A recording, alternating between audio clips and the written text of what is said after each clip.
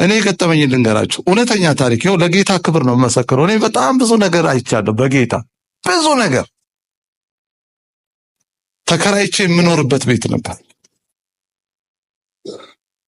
እና ሰርቪስ ላይ ተከራየሁት። ዋናው ቤት ደግሞ ዋናዋ አከራይ ሴትዮ አለች እና አገልጋይ ስለሆንኩ አምሽቼ ነው የምገባው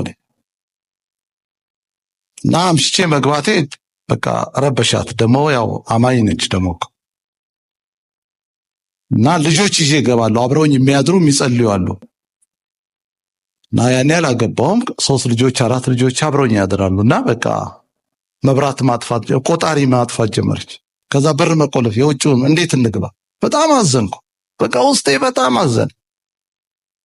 ከዛ ልጆቹን ይዤ አገልግዬ ስመጣ መንገድ ላይ ያው በሩን ትዘጋዋለች።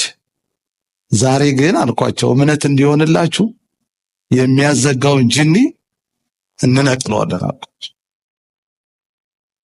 አጋንንት ነው አሁን ገብቶኛል አልኳቸው እና መጣን። እውነትም ስንመጣ በሩ ተዘግቶ እንደምንም አንኳኩተን ገባንና እኔ ሰርቪስ ውስጥ ነኝ፣ እሷ ዋናው ቤት ነች።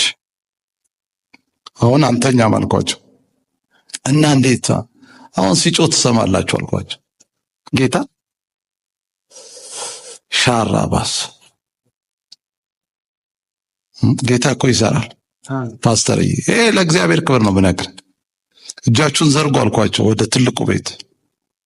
20 ደቂቃ ያህል ፋይት አረገን፣ ግን ከ20 ደቂቃ በኋላ ወደቀ።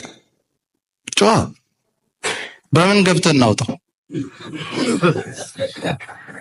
ጌታ በቃ አብረውኝ ያሉ ልጆች አንዱ እንደውም አሁን እዚህ ነው የኔ ልጅ ነው፣ እዚህ ዲሲ ነው ያለው።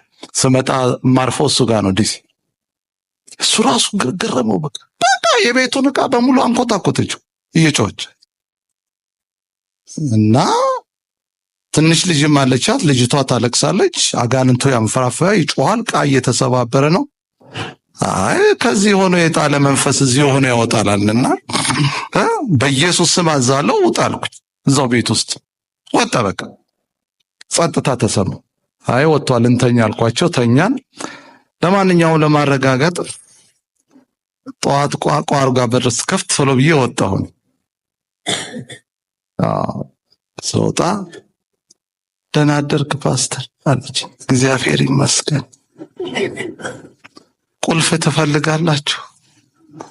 ቴሌቪዥን ማየት ከፈለጋችሁ ጌታ የዋናውን ቤት በቃ ውስጧ ተሰበረ። ስፒሪቱን ለቀቃት። ያ